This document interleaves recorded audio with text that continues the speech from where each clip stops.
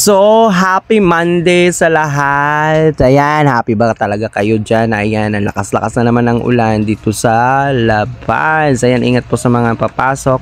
So, ngayon guys, nandito ako ngayon sa entrance. Ayan, at ayan si Boss Jeff. Patayo-tayo, chine-check yung kanyang tindahan. So, bali na dito ako sa kabilang store. So, ito yung kabilang store, ang sa plasticware. Ito yung una kong binubuksan mga ka-idol and guys. So ayan, mga gamit sa bahay. Din sa kabila is mga bag. So ito yung Tomas Deco Market na pag umulan din ay butas din siya. Ayan, di ba? May umuulan din sa loob. So bali, hindi pa siya napapalitan kasi wala pang budget. So bali matagal na kasi and then luma na masyado ang Tomas Deco Market. So ito yung bata namin dito sa palengke. Behave lang siya habang ang kanyang nanay ayan busy at naglilipad sila ng kanilang mga paninda kasi nga umuulan din sa loob.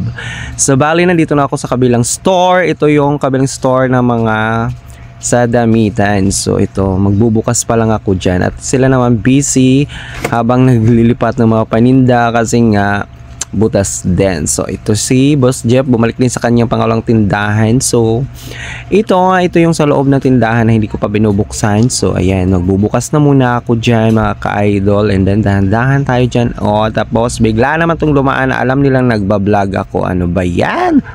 So ayan, akit baba na muna tayo. Patanggalin natin ang mga trapal kasi nga ganyan lang kami pag nagsasara, tinatrapalan na lang namin, hindi katulad dati na sinasarado talaga at display. So sa isang araw ubos na yung pagdi-display at pagbubukas pa lang ng tindahan kasi mahaba nga to mga ka-idol. So dito na side and nandito po ako sa baba. So ayan, hinihingal na ako sa pagbo-voice over ha. Ayan, dasdan kayo, mag-like lang kayo dyan and mag-share ha. So ayan, inuutusan kasi tayo ni Lola Meta na 30 minutes daw ang gawin kong video kasi palagi lang 1 minute. So ayan, 3 minutes na yung ginawa ko. So dito tatanggal tayo ng trapalas. Ayan, pinapahirapan na naman ako, ayaw matanggal na ito kaya i-pass forward na kita. So ayan, di ba? O di ba may eyebag pa ako dyan at maaga nga gumising ang back.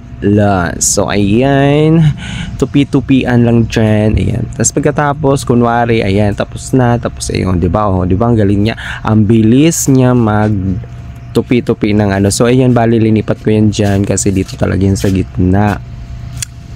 So balik tayo kasi biglang may dumating na na-stop yung aking pag-voice over. So ayan, balik-balik tayo dito sa may biglang may dumaan naman na customer. So ayan, so dito na side, dito pa entrance din to, papasok dito sa amin sa gilid. O umuulan din, diba, pati sa labas. So paano kami magkakaroon ng customer nito? Maghapon na naman kaming nakatambay. Tapos na ako magbukas dyan. So ito na, hiningal na ako sa kaka-voice over ha, Lola Meta ha.